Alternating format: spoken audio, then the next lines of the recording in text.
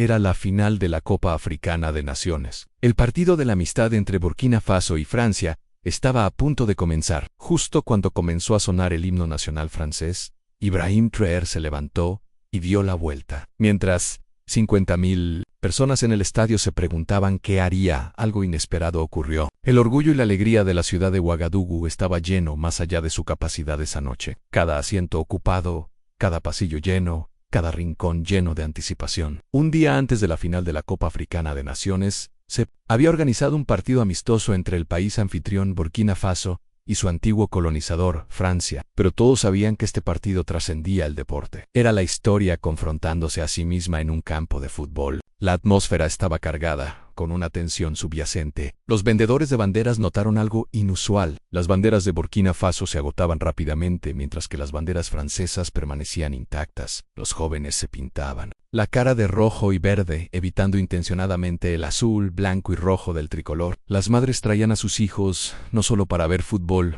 sino para presenciar la historia. En el palco VIP se encontraba el presidente francés, Antoine Marot, un hombre que se enorgullecía de su política progresista hacia África. A su lado estaban el presidente de la Federación Francesa de Fútbol, Jean-Claude Beaumont, varios embajadores y destacados empresarios franceses con intereses en las minas de oro de Burkina Faso, brindaban con copas de champán, brindó con bromas privadas, cómodos en su suposición de que esta sería otra agradable velada de teatro diplomático. Parece que la gente está emocionada, comentó Beaumont, haciendo un gesto despectivo hacia la multitud. Siempre lo están cuando les otorgamos nuestra presencia, respondió un ejecutivo minero, sin molestarse en bajar la voz. Placeres sencillos para gente sencilla. En el palco contrario, Ibrahim Traoré estaba sentado en silencio. Lavabo, camisa blanca sencilla, sin traje ni vestimenta ceremonial. Esto era deliberado. A su lado estaban los miembros de su gabinete y los funcionarios de la Federación de Fútbol de Burkina Faso. Pero él parecía estar solo en sus pensamientos. Su rostro no delataba nada, pero sus ojos cargaban el peso de la historia. El ministro de Defensa, el coronel Ouedraogo, se inclinó hacia él. «Señor presidente,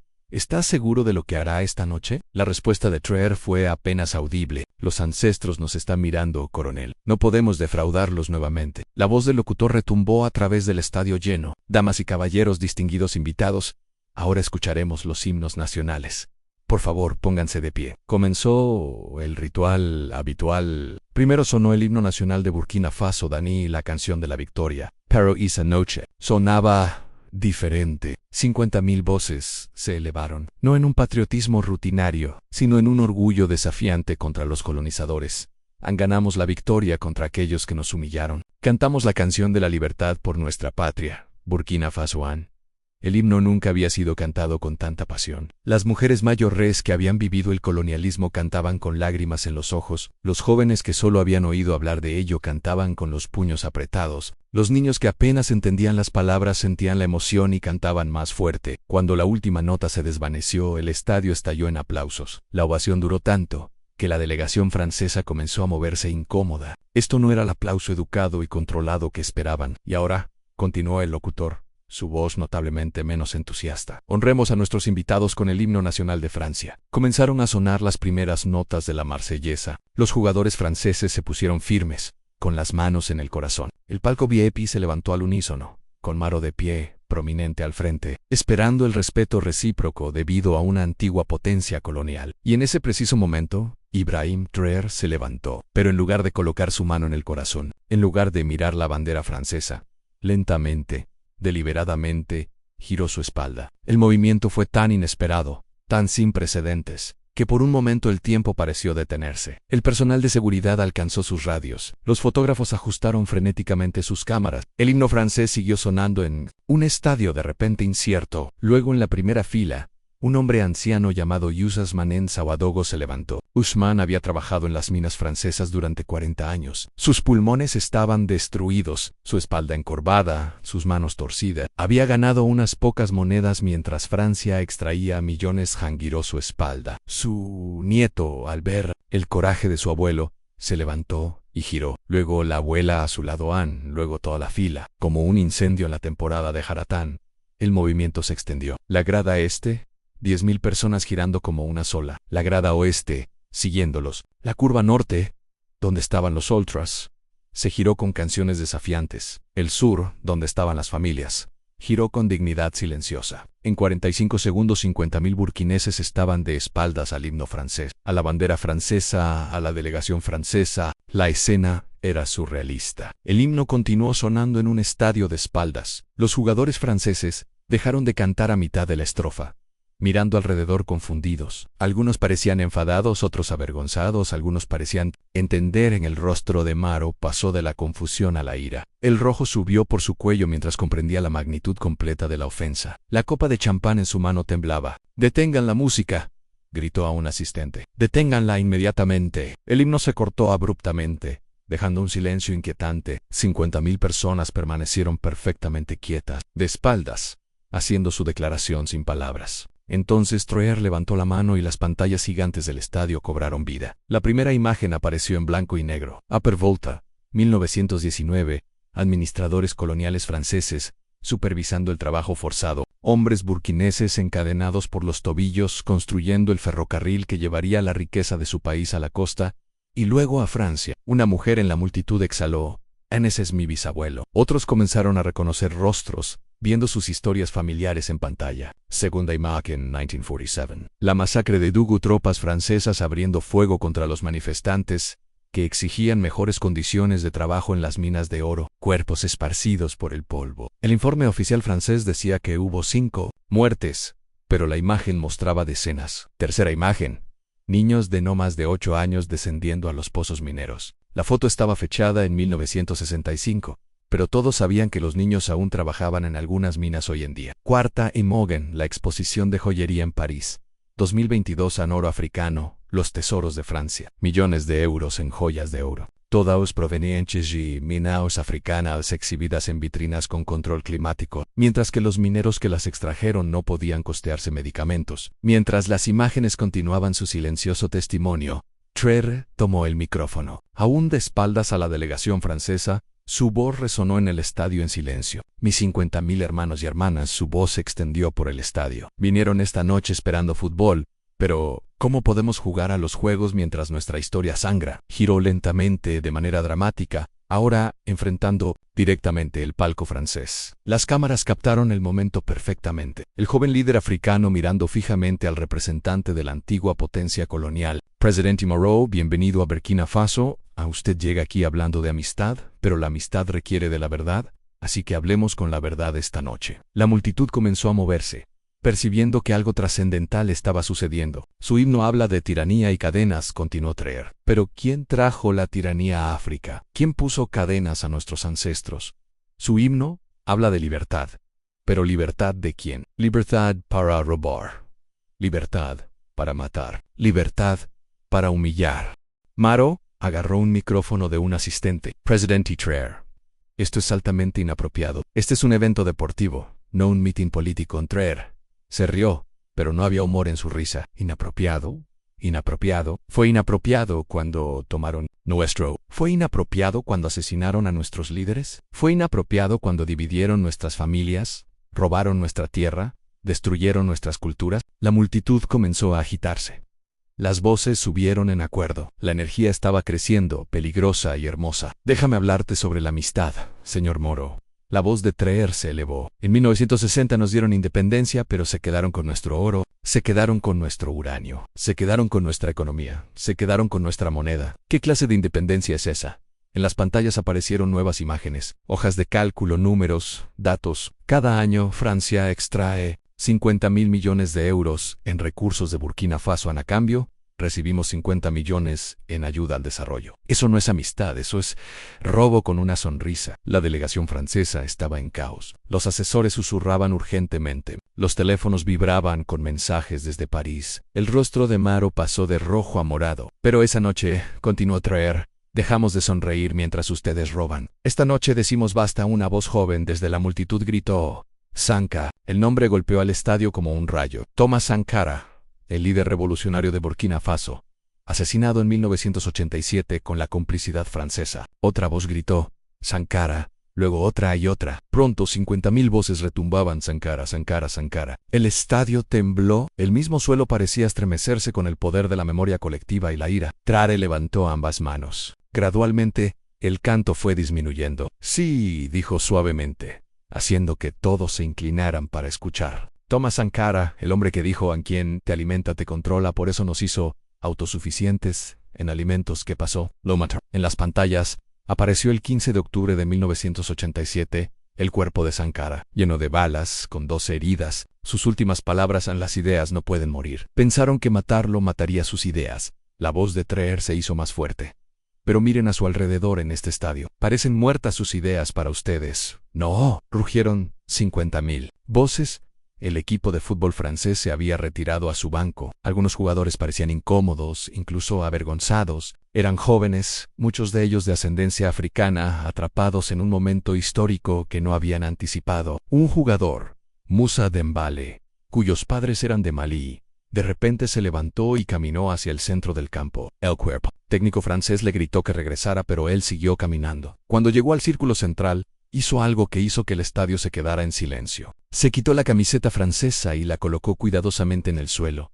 Luego habló: a mi abuelo excavó oro en Malí para Francia. Murió a los 45 años, con los pulmones llenos de polvo. Yo juego al fútbol para Francia. Me pagan millones. Pero no puedo usar esta camiseta esta noche. No aquí, no después de ver esas imágenes. El estadio explotó. Un jugador francés reconociendo la verdad. Esto era sin precedentes. Otros jugadores de origen africano en el equipo francés se miraron entre sí. Otros dos caminaron al campo, quitándose las camisetas. El cuerpo técnico francés estaba apoplético, gritando sobre contratos y lealtad. Maro no pudo contenerse más. Salió furioso del palco VIP, con la seguridad corriendo para seguirlo. Se apoderó del sistema de megafonía del estadio. Esto es suficiente. Su voz retumbó.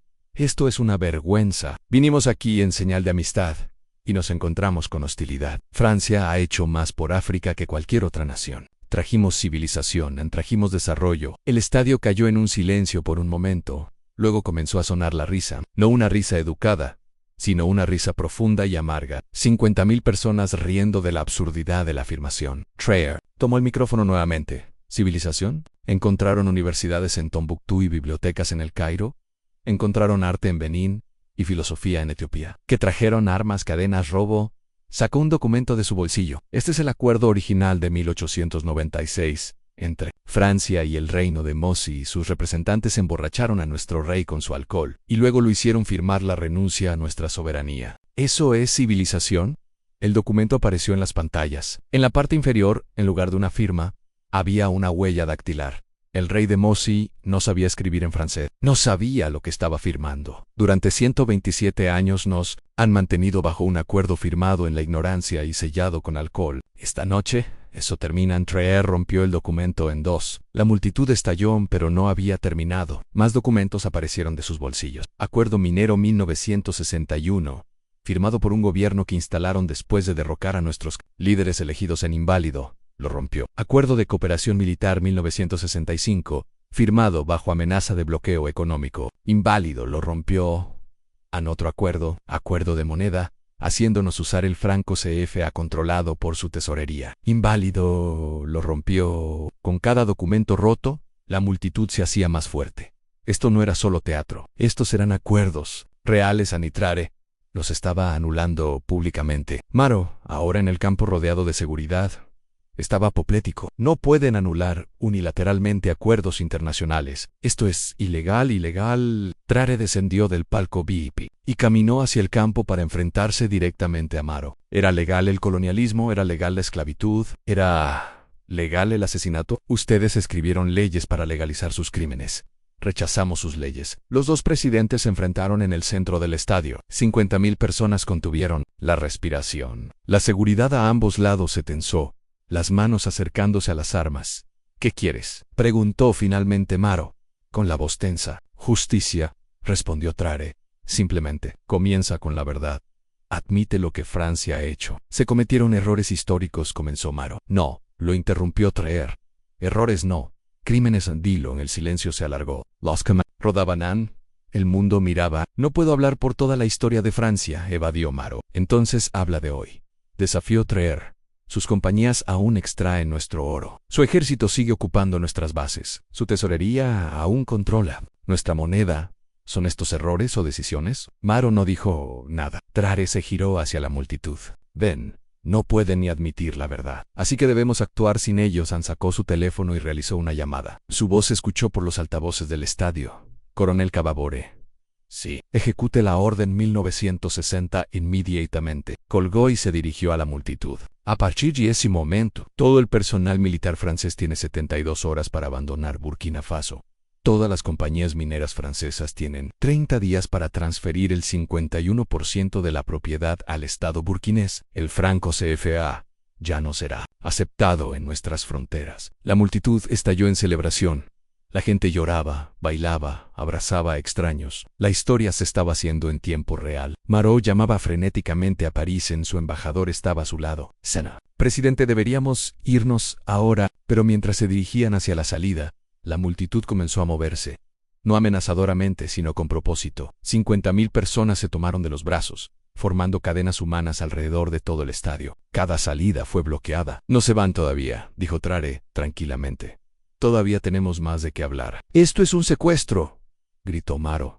«Esto es un acto de guerra». «No», dijo Traoré, «esto es educación. Durante demasiado tiempo ustedes han contado la historia. Esta noche escuchan ustedes la nuestra». Las pantallas del estadio cobraron vida nuevamente. Esta vez, un documental completo. 2 horas de metraje recopilado de archivos de todo el mundo. La verdadera historia del colonialismo francés en Burkina Faso y a lo largo de África. Trabajo forzado, ejecuciones masivas, destrucción cultural, extracción de recursos, asesinatos, políticos, manipulación económica, cada crimen documentado, cada mentira expuesta. La multitud observaba en silencio. Muchos veían estas imágenes por primera vez. Las escuelas francesas no enseñaban esta historia. Las escuelas burkinesas que usaban el currículo francés apenas la tocaban. Esta noche, la verdad era inevitable. Los niños veían a sus bisabuelos encadenados. Los estudiantes veían las universidades destruidas por los administradores coloniales. Los trabajadores reconocían las mentes donde generaciones habían muerto por la riqueza francesa. Y a través de todo esto, Marot fue obligado a observar.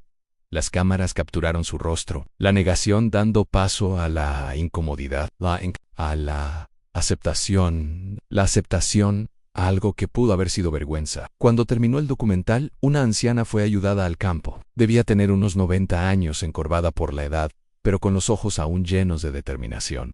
«Mi nombre es Aminata Ouedraogo», dijo al micrófono, con una voz sorprendentemente fuerte. «Nací en 1933. Recuerdo la llegada de los franceses a nuestro pueblo. Tenía 7 años. El estadio guardó silencio. Se llevaron a mi padre para el ferrocarril en trabajo forzado, dijeron, nunca volvió. Se llevaron a mis hermanos para el ejército, para pelear en su guerra. Nunca volvieron. Se llevaron nuestra comida para sus soldados. Morimos de hambre». Hizo una pausa, recuperando fuerzas. «Cuando llegó la independencia, celebramos. Pensábamos que éramos libres, pero seguían llevándose. Mi hijo murió en las minas de oro. Mi nieto no puede encontrar trabajo porque las compañías francesas traen trabajadores franceses. Mi bisnieta aprende historia francesa, pero no la suya propia». Se giró hacia Marot. «Ustedes hablan de amistad. ¿Qué amigo hace esto?», escupió al suelo. La maldición de una anciana.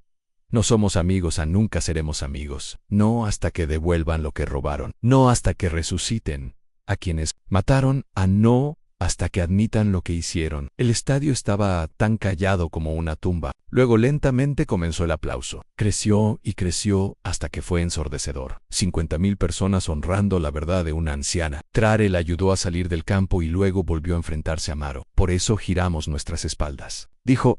«Por eso no podemos jugar al fútbol esta noche. Por eso las cosas deben cambiar». Marot, visiblemente afectado, intentó una vez más. «El pasado no se puede cambiar. Debemos mirar hacia adelante». «No», interrumpió Traoré, «el pasado continúa. Sus compañías siguen beneficiándose de estructuras coloniales. Su EJRICITO sigue protegiendo intereses coloniales. Sus políticos siguen pensando en términos coloniales. Hasta que eso cambie, el pasado es presente». Se dirigió a la multitud. «Esta noche hacemos el futuro. ¿Quién está con Burkina Faso?». 50.000 personas rugieron su aprobación. «¿Quién dice no más robos? No más. ¿Quién dice no más mentiras? No más. ¿Quién dice no más colonialismo? No más». Andrés se giró de nuevo hacia Marot. «Usted tiene su respuesta. El pueblo ha hablado. Puede irse». Las cadenas humanas se abrieron. La delegación francesa salió apresuradamente. Marot no miró atrás. Al salir, alguien empezó a cantar. Era el himno de nuevo. Pero el himno de Burkina Faso. 50.000 voces se unieron. Pero la noche no había terminado. Mientras los franceses se iban, Aparecieron músicos, se trajeron tambores, los instrumentos tradicionales llenaron el aire. Lo que había comenzado como un partido de fútbol se convirtió en una celebración de la independencia, una verdadera independencia. No el gesto político vacío de 1960, sino la independencia económica, cultural y psicológica. Los jugadores de Burkina Faso, aún con sus camisetas nacionales, comenzaron a jugar al fútbol con los niños locales. No era un partido, no había marcador, solo alegría. Los jugadores franceses de origen africano, que se habían quitado las camisetas, se unieron, tomando camisetas de Burkina Faso del público. Traoré bailó con la anciana que había hablado. Los ministros del gobierno tocaron tambores con los músicos callejeros. Las barreras artificiales de clase y estatus se disolvieron. En una celebración colectiva, cuando se acercaba el amanecer, Traoré tomó el micrófono una vez más. Esta noche no jugamos contra Francia. Jugamos contra la historia y ganamos. Jugamos contra las mentiras y ganamos. Jugamos contra el miedo y ganamos. Esto es mejor que cualquier victoria en el fútbol. Hizo una pausa, mirando a la multitud, agotada pero emocionada. Pero sepan esto, mañana comienza el verdadero trabajo. Francia se vengará, amenazarán con sanciones, tratarán de desestabilizarnos. Usarán todos los trucos que conocen. La multitud se calló, escuchando atentamente. Pero tenemos algo que ellos no entienden. Nos tenemos unos a otros. Tenemos la verdad, tenemos el coraje y tenemos tiempo. La era de los imperios está llegando a su fin. La era de los pueblos está comenzando. ¿Estarán conmigo? Sí. ¿Estarán dispuestos a sacrificar conmigo? Sí. ¿Construirán conmigo? Sí, entonces comencemos. No mañana. Ahora. Esta noche. La historia registrará que la verdadera independencia de Burkina Faso comenzó no en un palacio ni en un parlamento, sino en un estadio, con 50.000 personas de pie juntas. El sol comenzaba a salir mientras la gente finalmente comenzaba a irse. Pero se fueron diferentes a como llegaron. Llegaron como espectadores. Se fueron como participantes de la historia. La reacción internacional fue rápida y predecible. Los medios franceses condenaron a Traoré como un demagogo peligroso y un extremista antifrancés. Los periódicos occidentales se quejaron de las normas diplomáticas y el derecho internacional. Pero en toda África, la reacción fue eléctrica. Girar la espalda se convirtió en un movimiento continental. En Sahel, los estudiantes dieron la espalda durante el discurso del embajador francés. En Malí, los trabajadores de las minas francesas se declararon en huelga. En Níger, las protestas exigían la renegociación de los contratos de uranio. El gobierno francés retiró a su embajador, suspendió la ayuda y amenazó con sanciones. Las empresas francesas anunciaron que desafiarían las nacionalizaciones en tribunales internacionales. Pero algo había cambiado fundamentalmente. El miedo se había ido.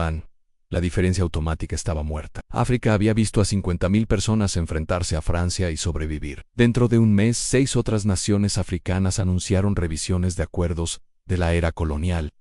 Unión Africana convocó una sesión de emergencia sobre soberanía económica y justicia en los recursos. Francia se encontró aislada. Incluso los aliados tradicionales cuestionaron la apariencia de castigar a las naciones africanas por afirmar la soberanía sobre sus propios recursos. 3 meses después, comenzaron las negociaciones. Negociaciones reales, no las muestras teatrales.